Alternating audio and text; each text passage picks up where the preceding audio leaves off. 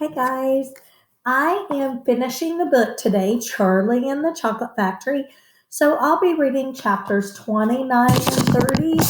And in honor of that, I have been sitting here eating my chocolate. So excited. So the chapter now is The Other Children Go Home.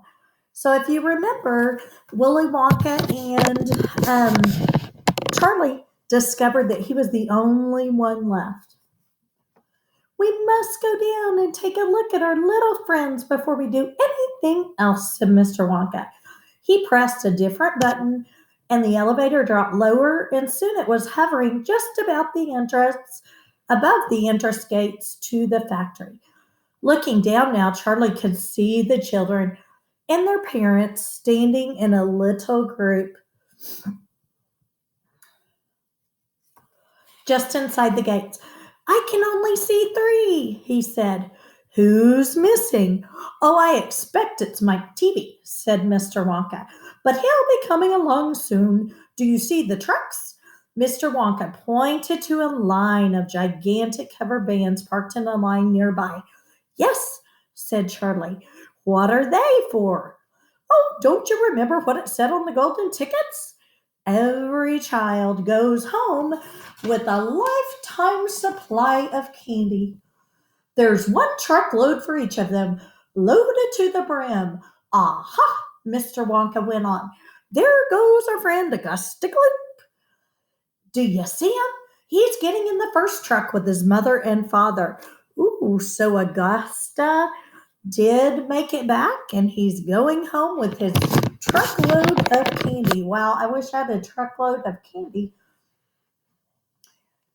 You mean he's really all right? Asked Charlie, astonished.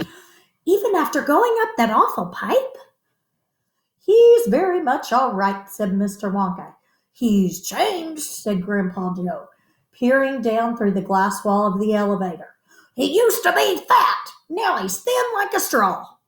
Ooh, figurative language, thin as a straw. Of course he's changed, said Mr. Wonka, laughing. He got squeezed in the pipe, don't you remember? And look, there goes Miss Violet Beauregard, the great gum chewer. It seems as though they managed to deduce her after all. I'm so glad. So looking at the sketch below, you can kind of see them leaving. But she's purple in the face, cried Grandpa Joe. So she is, said Mr. Wonka. Oh, well, there's nothing we can do about that. Good gracious, said Charlie. Look at poor Veruca Salt, Mr. Salt, Mrs. Salt. They're simply covered with garbage. And here goes Mike Teavee, said Grandpa Joe. Good heavens, what have they done to him? He's about 10 feet tall and thin as a wire. They overstretched him on the gum stretching machine, said Mr. Wonka. How very careless. But how dreadful for him, cried Charlie. Nonsense, said Mr. Wonka. He's very lucky. Every basketball team in the country will be trying to get him. But now, he added, it is time we left these four silly children. I have something very important to talk to you about, my dear Charlie. Mr. Wonka pressed another button, and the elevator swung upwards into the sky. Chapter 30, Charlie's Chocolate Factory. That title makes me think that Charlie got the chocolate factory. So let's read on to see. The great glass elevator was now hovering high over the town. Inside the elevator stood Mr. Wonka, Grandpa Joe, and little Charlie. How I love my chocolate factory, said Mr. Wonka, gazing down. Then he paused and he turned around and looked at Charlie with a most serious expression on his face. Do you love it too, Charlie? He asked. Oh, yes, cried Charlie. I think it's the most wonderful place in the world. I am very pleased to hear you say that, said Mr. Wonka, looking more serious than ever. He went on staring at Charlie. Yes, he said, I am very pleased indeed to hear what you have to say. And now I shall tell you why. Mr. Wonka cocked his head to one side, and at all once the teeny twinkling eyes of a smile appeared around the corners of his eyes, and he said, "You see, my dear boy, I have decided to make you a present of the whole place. As soon as you're old enough to run it, the entire factory becomes yours." Charlie stared at Mr. Wonka. Grandpa Joe opened his mouth to speak, but no words came out. "It's quite true," Mr. Wonka said, smiling broadly now. "I really am giving it to you. That's all right, isn't it?" "Giving it to him?" gasped Grandpa Joe. "You must be joking." "I'm not joking, sir. I'm deadly serious. But, why should you give your factory to little Charlie?" "Listen," Mr. Wonka said, "I'm an old man. I'm much older than you think. I can't go on forever. I've got no children of my own, no family at all. So who is going to run the factory when I get too old to do it myself? Someone's got to keep it going, if only for the sake of Oompa Loompas. Mind you, there are thousands of clever men who would give anything for the chance to come in and take over from me. But I don't want that sort of person. I don't want a grown-up person at all. A grown-up won't listen to me. He won't learn. He will try to do things his own way and not on mine. So I have to have a child. I want a good, sensible child, loving child, one to whom I can tell all my precious candy-making secrets while I'm still alive." "So that is why you sent out golden tickets?" cried Charlie. "Exactly," said Mr. Wonka. "I decided to invite 5 children to the factory, and the one I liked the best at the end of the day would be the winner." "But, Mr. Wonka," stammered Grandpa Joe, "do you really and truly mean that you're going to give this whole enormous factory to little old Charlie? After all—" "Oh, there's no time for arguments," cried Mr. Wonka. "We must go at once and fetch the rest of the family. Charlie's father and mother and everyone else around. They can all live in the factory from now on. They can all help to run it until Charlie is old enough to do it by himself. Where do you live, Charlie?" Charlie peered down through the glass elevator at the snow-covered houses that lay below. "It's over there," he said, pointing. "It's that little cottage right on the edge of the town, the little tiny one." "I see it," cried Mr. Wonka, and he pressed some more buttons and the elevator shot down toward Charlie's house. "I'm afraid my mother won't come with us," Charlie said sadly. "Why ever not?" "Because she won't leave my Grandma Josephine, and Grandma Georgine, and Grandpa George." "But they must come too." "They can't," Charlie said. "They're very old, and they haven't been out of bed for 20 years.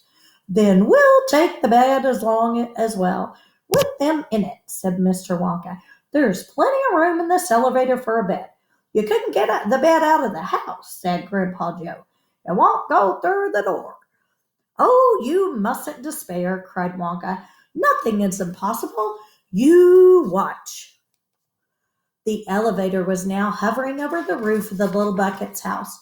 "What are you going to do?" cried Charlie. "I'm going to go in and fetch them," said Mr. Wonka. "How?" asked Grandpa Joe. "Through the roof," said Mr. Wonka, pressing another button. "No!" shouted Charlie. "Stop!" shouted Grandpa Joe. Crash went the elevator right down through the roof of the house into the old people's bedroom. Showers of dust and broken tiles and bits of wood and cockroaches and spiders and bricks and cement went raining down. The 3 old ones were lying in the bed, and each of them thought that the end of the world was come. Grandma Georgina fainted. Grandma Josephine dropped her false teeth. Grandpa George put his head under the blanket, and Mr. and Mrs. Bucket came rushing in from the next room. "Save us!" cried Grandma Josephine. "Calm yourself, my darling wife," said Grandpa Joe, stepping out of the elevator. "It's only us." "Mother!" cried Charlie, rushing into Miss Bucket's arms. "Mother, listen to what happened. We're all going back to live in Mr. Wonka's factory, and we're going to help him run it, he's given it all to me, and." "What are you talking about?" said Mrs. Bucket. "Just look at our house," cried poor Mr. Bucket. It's all in ruins. My dear sir, said Mr. Wonka, jumping forward and shaking Mr. Bucket warmly by the hand. I'm so very glad to meet you. You mustn't worry about your house. From now on, you're never going to need it again anyway. Who is this crazy man? Screamed Grandma Josephine. He could have killed us all.